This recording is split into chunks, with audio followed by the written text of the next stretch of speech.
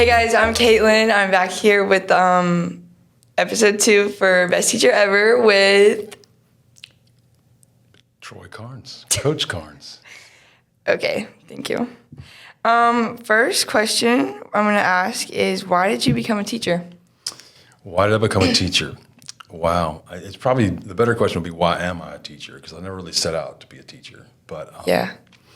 the short answer is because I want to make a difference. Like Ralph Waldo Emerson said, I want to leave the world a better place, to know that one life has breathed easier because I have lived. That kind of idea appeals to me, and I've been where I did not have that opportunity. And teaching, I have 100 kids pass through my world every day, and you have a chance every day to make their day a little brighter. And so that's the why. The how is a little longer story, but this is about, I guess you want to know who I am, so I guess that story is where I should start.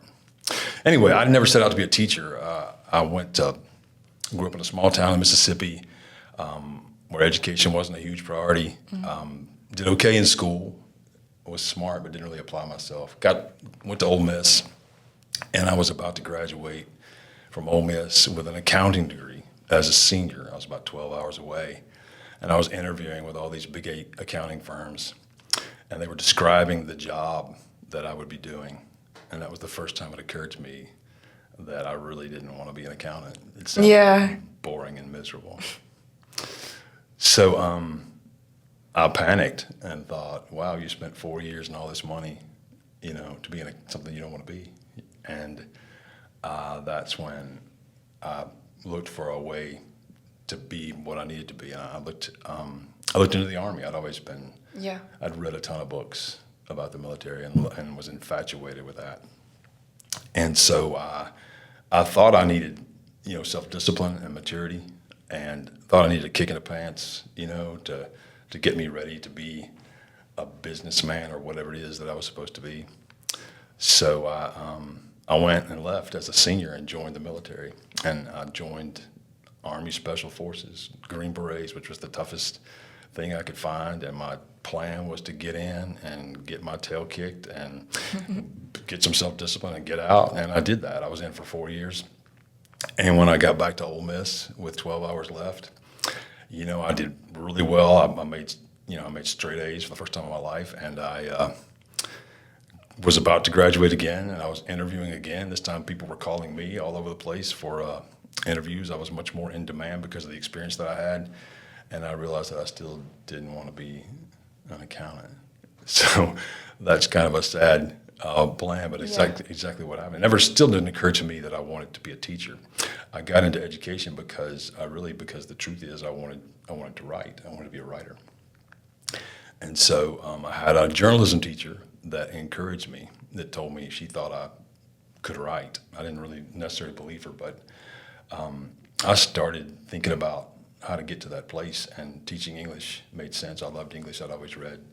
So I took a job as a PR consultant, which was miserable. Sitting behind a desk all day, I felt like I had no difference in anybody's world. Yeah.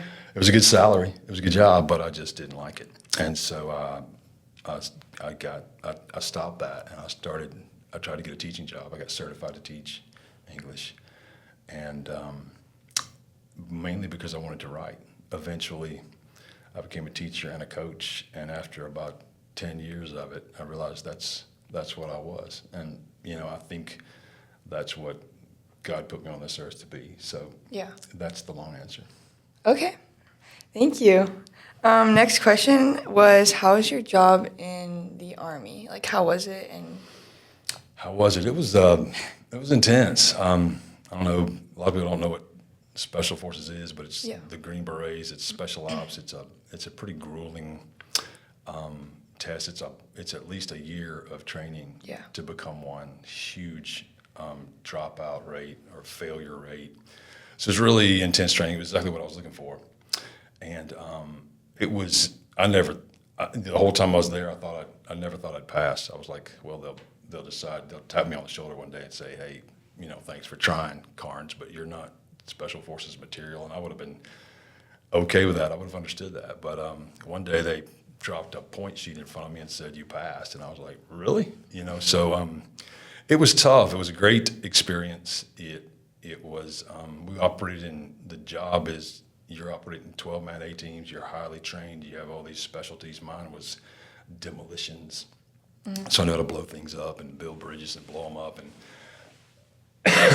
those kinds of things were fun and exciting and dangerous. We were jumping out of airplanes, and our job was to go behind enemy lines and train people to fight our wars for us. So it was exciting. It was fun. I got to play Army. I never had to go to war, so I was grateful for that. At the time, I thought I wanted to, but looking back, I'm grateful that I didn't. So how long were you in it? I was in for 4 years. Okay. Got in, got out, went back to Ole Miss, and Okay. started life. That sounds so fun. Oh, we're going to ask about your books. I know you've written 2 books. So. Oh, yeah.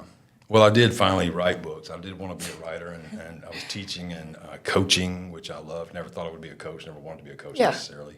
That came as part of the job. In small town Mississippi, if you're employed as an educator, you're going to coach too. So they asked me what I wanted to coach, and I said, well, nothing, and they said, I said, well, I've played basketball, So, okay, they gave me about 3 basketball teams to coach. And so I found that to be something I really love as well. But somewhere along the way, I finally got tired of hearing that voice in my head that said, you need to write a book. But you've been doing your whole life, you're reading. I was reading books I thought that I loved. And I had my son, and my first son, and I had some time because I was taking care of him at home during the summers, and just started writing a book and wrote one, thinking that nobody would want to publish it. But I would shut that voice up and be able to put that manuscript on a shelf. But I got some really strong encouragement from different people that looked at it accidentally, and then I finally finished it and sent it out through Writers Market, and the first publisher I sent it to sent me a contract. And so that was surprising and exciting. And I thought, here I go, I'm going to be a writer, but it's a tough world. So the book did okay, and I got great reviews, the first one. Yeah. And I didn't really want to go into the world of marketing, didn't have the time, so I got an agent and wrote a second one that did similarly well. But after that, I had 2 young boys, and just the time invested and the money that came back from it didn't seem like it was a wise choice at the time. I still write some. I'll probably write another one, but those 2 they've been fun. Tens of people have read them too. Tens. Wow. Yeah, Okay. Huge. What are they about? Like, they're the kind of book I like to read. They're historical fiction, so they're set very historically accurate. They're set in first one's set in World War II, Barbarossa. Rasputin's legacy is the title, and it's got a connection to Rasputin. He's got an illegitimate grandson that kind of has these powers like he had of being able to foresee things, and so he gets caught up in World War II. Hitler and Stalin are after him, so it was a lot of fun to write, and I was shocked that it was received as well as it was. But the second one was closer to home. It was about really the Kennedy assassination and this guy that was in special forces, so I could write about that because I knew about it. Certainly, I'm not writing about myself, but somebody maybe I'd like to be. But they were both historical fiction, set, and a lot of histories in them. But they're not too much history. I had 2 people that read them for me. One was a history buff, as I was writing them, and the other was my wife. And so my wife cares nothing about history and knows nothing about history, but she likes good stories. And the other guy was a history buff who likes good stories and reads like a madman, like he'll read a book in 2 nights. And I knew that as they were reading it, if he liked it and she liked it, it was probably okay. So that kind of gave me the encouragement to go on. But they both are published. You can still find them on Amazon.com under my name, and you can still buy copies. But I haven't tried to publish another one in a while. well, that's okay. Maybe soon. When you have enough time. Yeah, because I have tons of time on my hand. Just free time all over the place. Yeah, aren't you a assistant basketball? Yeah, I coach. Yes. I've always coached girls basketball or basketball. I love coaching girls. So Carrie Yeah. Douglas was gracious enough to let me come and be her assistant. And I Yeah. worked with her at Beach, and she's a great person, and we think a lot alike about basketball. And I really enjoy that. I think the only time I've ever been not as happy as I could be in education was when I was either not coaching or not teaching. I was either just coaching Yeah. or just teaching. I love doing both. I don't want to give them up. I've got a master's in educational leadership, and you need to be an administrator, but I'd have to give up one or the other, and I don't really want to give either one up. Yeah. I just like the daily contact with kids. Yeah. Do you have any advice for kids our age wanting to enlist or interested in enlisting into the military? Absolutely. I think it was a great thing for me. I think it's a great opportunity, especially if you're like me and you really had no idea what you wanted to be. Yeah. It forces you to grow up a little bit. We all think we're grown, but we're really not. You get out there and experience life out of that comfort zone. So it's a great opportunity. You get paid to learn a trade, and there are all kinds of programs where you can get bonuses or you can get college money that you can put away. And so especially if you don't have the money you need to go to college, you don't want to go into debt, or you don't know what you want to be, it's a hugely helpful starting point. And I know we got like Dylan Parrott. Yeah. About him being in, and somebody like him doesn't really need it, but it's going to be so good for him. So I would strongly encourage anyone that's thinking about that, doesn't know what they want to do, doesn't have the opportunity to go to college, doesn't want to go into debt. There are some great opportunities. There's risks. There are risks involved, of course, and always try to sit people down and talk to them about the reality. I think the best thing that happened to me is people told me exactly what to expect, and so I went in not completely blind, and it kind of guides your choices, and it's wise to have that guidance because recruiters will tell you anything. Yeah. And it's a pretty important decision. But so anytime somebody talks to me about it, I'm thrilled to give them that advice or talk to them about it and encourage them. And I've had quite a few students do that. So I would encourage it if you're thinking about it. It's not for everybody, but it is a really good opportunity. Definitely mentally challenging. Very mentally challenging, physically challenging. Yes. And it's, it does, you will be an adult when you come back, and you appreciate a lot of things that you don't appreciate. I really think we should have mandatory service for a year, like Israel has mandatory service. Men and women, they all learn what you need to do because of the situation that they're in, and they don't necessarily have to go into combat units or whatever, but they do. They are trained, and they do have to give a year of service, and I think that would make our country better if all of our young people had to go through a little bit of that. Yeah, I agree. It's like ROTC. Yeah. We have ROTC, but not really. Yeah. It's any form of discipline. Now, you get a lot of it if you have good coaches and good sports and you play sports, even cheerleading, DECA, all those things teach that discipline. But when you're an adult and you're doing it, it really does solidify all the lessons that you've had. I think, I remember coaches. My favorite teachers were coaches, and a lot of them really taught me things that they got me through that special forces training when I didn't think I was going to make it. I remember, don't quit. Just the people that invested in me made a huge difference. So anyway, I think it's a good thing. So do you have any hobbies that you like to do? Well, I love to snow ski. We're going snow skiing for spring break.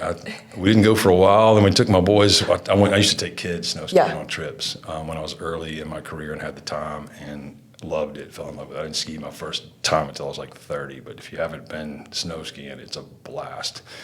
And every spring break since then I've tried to go. When I had these young kids, we didn't. Now they're old enough. Now they're crazy, want to go all the time. It's very expensive, but it's a lot of fun. So we're going out west, out to the Rockies, which is the place to go. And I love skiing. Always hunted when I was a kid. I love shooting, guns, military, all that. And my kids kind of like that. Used to play golf a lot, but had kids, and now I play with them occasionally. But my biggest hobby is just family, Yeah. And glad to have one. and reading and writing. Reading and writing. reading, English. yeah, writing. Writing kind of work now. It's kind of work. Well, is there anything you want to say or tell people? No, man, I love Liberty Creek. Yeah. It's a great place, you know, and my kids are here, and I don't think they've ever been happier at a school. Love the people that I work with, love the kids that we have. It's just a really great place, and I've been a lot of places, you know, Yeah. in 3 states, and so this is a great place. I love that we have the opportunity to do things like this. Yeah. You know, that people like you get a chance to develop that talent and that interest. You really can do almost anything you want here, and so I'm just amazed. I think our leadership is great. Dr. Holt's I great. agree. Grateful for his guidance and for Yeah. you know, giving us all the opportunity. And man, I'm excited about coming to work every day and just love being here. Yeah, I think it's definitely like a family. It is. It is. It's more so. I love it. Yeah. Okay, thank you guys for watching this podcast, episode 2. Thank you, Coach Carnes, for coming.